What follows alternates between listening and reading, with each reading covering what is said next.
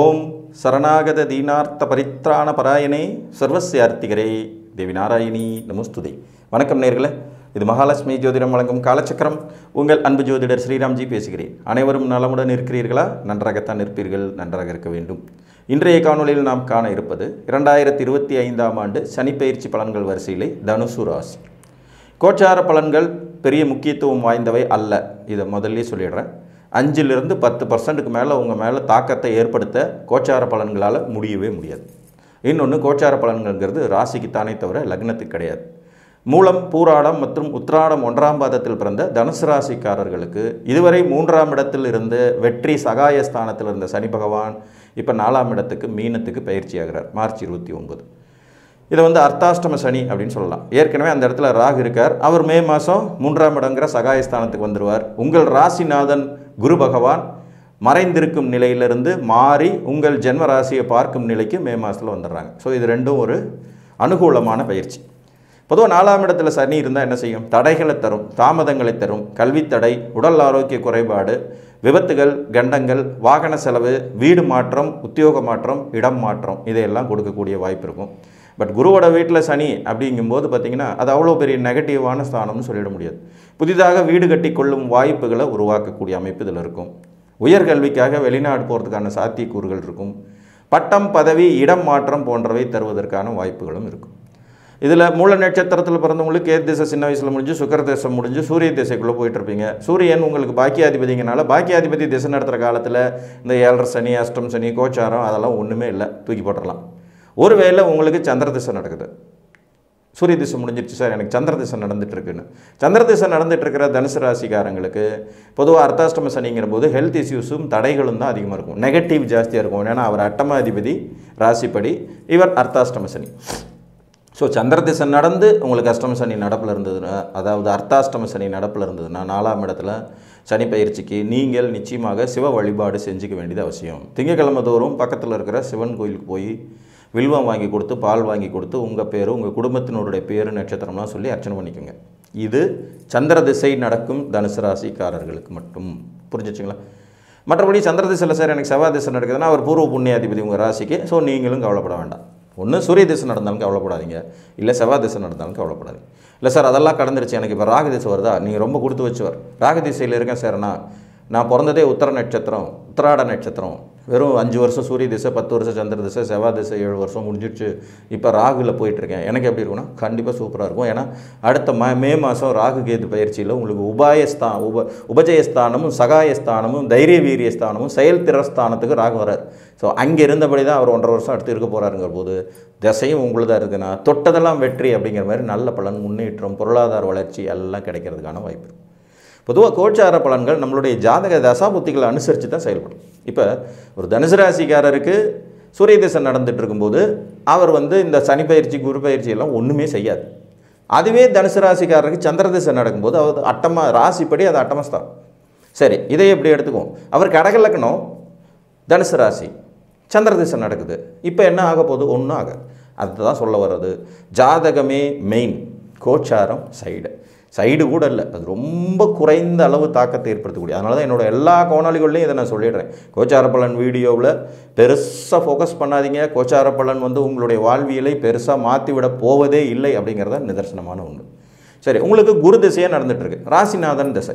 தனுசு ராசி சார் எனக்கு குரு திசை இப்போ நடந்துகிட்ருக்கு, நான் மிடில் ஏஜுக்கு மேலே இருக்கிற ஆள், ஒரு கவலையும் இல்லை. மே மாதத்துலேருந்து குரு டைரெக்டாக உங்கள் ராசியை பார்க்க போகிறார். திருமண காரியங்கள் கைகூடும், வீடு கட்டும் வாய்ப்பு ஏற்படும், புதிய கூட்டு தொழிலில் ஆதாயம் கிடைக்கிறதுக்கான வாய்ப்புகள் உண்டாகும், குழந்தைகள் நலனில் அக்கறை காண்பீர்கள், கல்வி கற்கும் வயதில் இருக்கக்கூடியவங்களுக்கு மேல் படிப்பு, முன்னேற்றம் போன்றவைகள் ஏற்படும். வீட்டில் குழந்தைங்களால் மகிழ்ச்சி இருக்கும், அதை பேரண்ட்ஸை நம்ம அனுபவிச்சுக்கலாம். கௌரவகரமான செயல்கள், அதாவது குரு ராசியை பார்க்குறாரு, குரு திசையும் நடக்குது. கௌரவமான செயல்கள் நிறையா குடும்பத்தில் நடப்பதற்கான சாத்தியக்கூறுகள் உண்டு. நீண்ட காலம் இழுபறியாக இருந்து வந்த விஷயங்கள் முடிவுக்கு வரும்.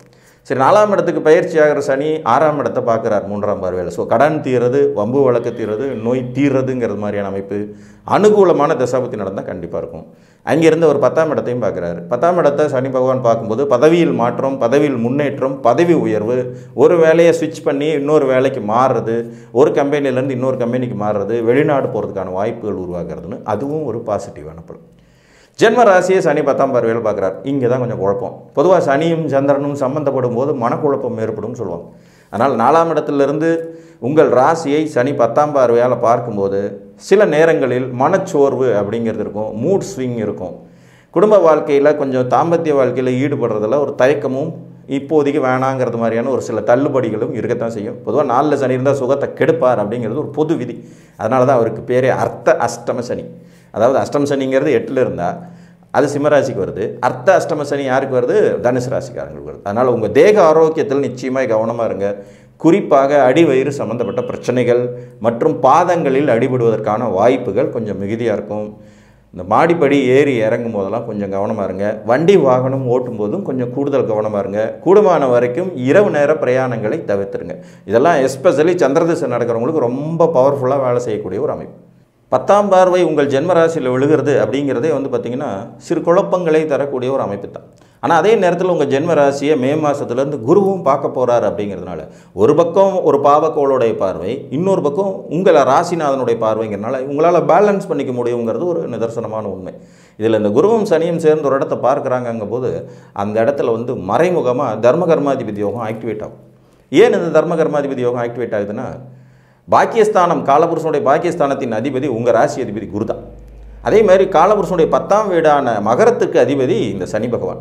அப்போ 9ஆம் அதிபதியான குருவும் 10ஆம் அதிபதியான சனியும் ஒரே நேரத்தில் உங்கள் ராசியை பார்க்க போகிறார்கள் மே மாதத்துலேருந்து.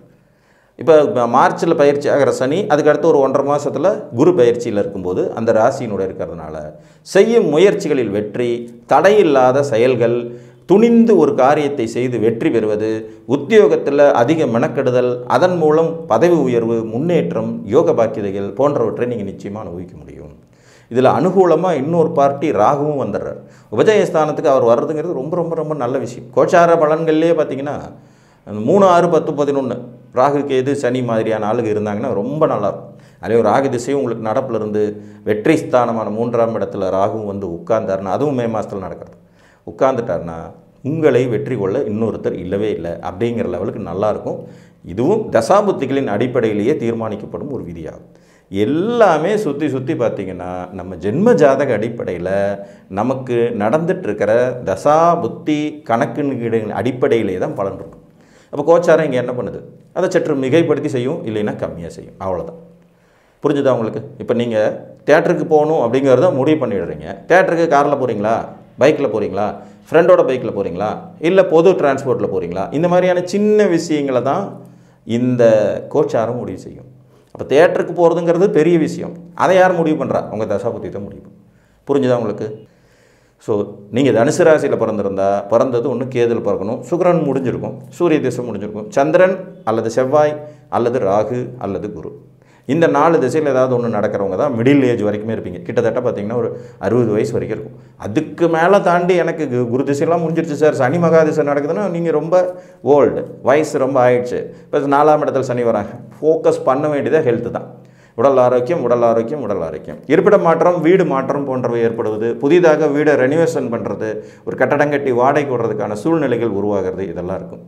மனதில் இனம் பிரியாத ஒரு கவலையும் குழப்பமும் நிச்சயமாக இருக்க தான் செய்யும். ஏன்னா அது உங்கள் தேக ஆரோக்கியம் சம்மந்தப்பட்டது. அதே மாதிரி தாயார் ஸ்தானத்தில் சனி உட்கார்றாருங்கிறதுனால தாயினுடைய உடல் ஆரோக்கியத்தையும் தனுசு ராசிக்காரங்க கொஞ்சம் பார்த்துக்க வேண்டியது அவசியம்.